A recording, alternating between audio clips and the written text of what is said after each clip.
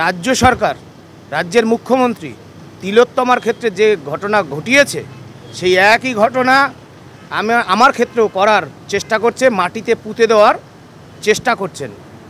আমরা বলতে চাই জীবন আমাদের বারবার আসবে না।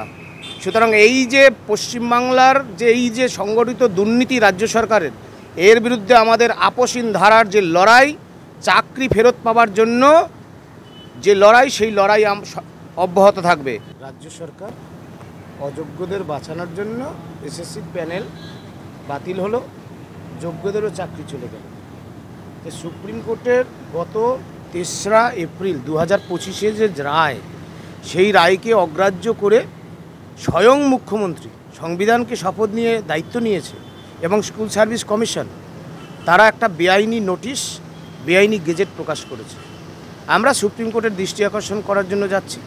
আপনারা জানেন 22 লক্ষ ওএমআর প্রকাশের দাবিতে সিবিআইকে পার্টি করে আমরা ইতিমধ্যেই সুপ্রিম কোর্টে মামলা লড়েছি। ডিফেক্ট কিওর করে সেই মামলা ভ্যাকেশন কোর্টে যাতে শুনানি হয়, তার জন্য জীবনের যতটা প্রয়াস সেটা আমরা চালাচ্ছি এবং ওএমআরের মিরর ইমেজের কপি প্রকাশিত হবেই। এই কপির মধ্যেই রয়েছে যোগ্য অযোগ্যের তালিকা। সকল যোগ্যজন যারা আছে, যোগ্য ওয়েটিং, প্রত্যেকের চাকরি বাঁচবে। রাজ্য সরকার, রাজ্যের মুখ্যমন্ত্রী তিলোত্তমার ক্ষেত্রে যে ঘটনা ঘটিয়েছে সেই একই ঘটনা আমার ক্ষেত্রেও করার চেষ্টা করছে, মাটিতে পুঁতে দেওয়ার চেষ্টা করছেন। আমরা বলতে চাই জীবন আমাদের বারবার আসবে না। সুতরাং এই যে পশ্চিমবাংলার যে এই যে সংগঠিত দুর্নীতি রাজ্য সরকারের, এর বিরুদ্ধে আমাদের আপসীন ধারার যে লড়াই, চাকরি ফেরত পাওয়ার জন্য যে লড়াই, সেই লড়াই অব্যাহত থাকবে।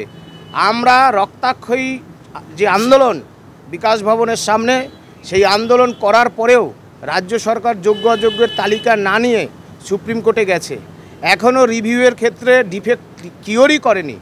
সুতরাং যে রাজ্য সরকারের উদাসীনতার যে অভাব, দীর্ঘ 9-10 বছর ধরে যে পরীক্ষা নেয়নি, অথচ সুপ্রিম কোর্টের নির্দেশকে অমান্য করে একটা সবাইকে মিলিয়ে তালগোল পাখি একটা জগা খিচুড়ি করে আমরা নতুন যারা পরীক্ষার্থী তাদের যাতে ভবিষ্যতে আইনি জটিলতায় না পড়ে তার জন্য দিল্লি যাচ্ছি।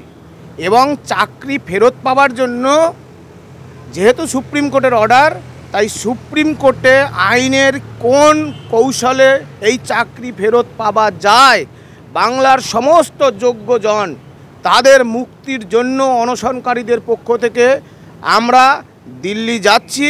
এবং আপনাদের মিডিয়ার মাধ্যমে রাজ্যবাসীকে জানাতে চাই, দিনের শেষে দেখবেন যোগ্যরাই শেষ হাসি হাসবে, যোগ্যরাই জিতবে। পরাস্ত হবে বাংলার দুর্নীতি, পরাস্ত হবে এই স্বৈরাচারী রাজ্য সরকার, এটা আপনারা দেখে নেবেন। বিধানসভা অভিযান ডেকেছি সুবোধ মল্লিক স্কোয়ারে বেলা 12টার সময় জমায়েত, 1টা থেকে মিছিল। কারণ রাজ্য সরকার জরুরি অধিবেশন ডেকে যোগ্যদের চাকরি বাঁচানোর ক্ষেত্রে কি পদক্ষেপ নেয় তার জন্য আমরা বলছি, আপনি যে মুখ্যমন্ত্রী শিক্ষা দপ্তর বেআইনি নোটিশ এবং গেজেট প্রকাশ করেছেন, অবিলম্বে প্রত্যাহার করতে হবে। সকল যোগ্যজনের চাকরি বাঁচাতে হবে। আর ওএমআরের মিরর ইমেজের কপি, যেটা কালীঘাটের খাটের তলায় রাজ্যের মুখ্যমন্ত্রী লুকিয়ে রেখেছেন, সেই ওএমআরের মিরর কপি তিনি প্রকাশ করুক। তার থেকে যোগ্য অযোগ্যের তালিকা নিয়ে তিনি সুপ্রিম কোর্টে যাক, নইলে তার নিস্তার নেই। এসএসসি 2016 প্যানেলের যোগ্য চাকরিহারাদের চাকরি যদি না থাকে, মুখ্যমন্ত্রীরও চাকরি থাকবে না। তার জন্য আমরা প্রস্তুত, একেবারে সম্পূর্ণভাবে প্রস্তুত। মুখ্যমন্ত্রীকে আমরা আর কাউকে কিচ্ছু বলতে চাই না। রাজ্যের মুখ্যমন্ত্রী, রাজ্য সরকার যেন এটা ভালো করে জেনে রাখে, আমরা যখন বলেছি আমরা সেটা করেই ছাড়ব। তার জন্য জীবনের যত আত্মত্যাগ করা প্রয়োজন হয় সেটা করব। এবং আবারও পরিশেষে বলছি, কেন তিলোত্তমার মতো? কারণ তিলোত্তমা দুর্নীতির হদিশ পেয়ে গিয়েছিল। এই ওএমআরের মিরর ইমেজের কপি প্রকাশিত হলে এই রাজ্য সরকারটাই থাকবে না, এই মুখ্যমন্ত্রীর চেয়ারটাই থাকবে না।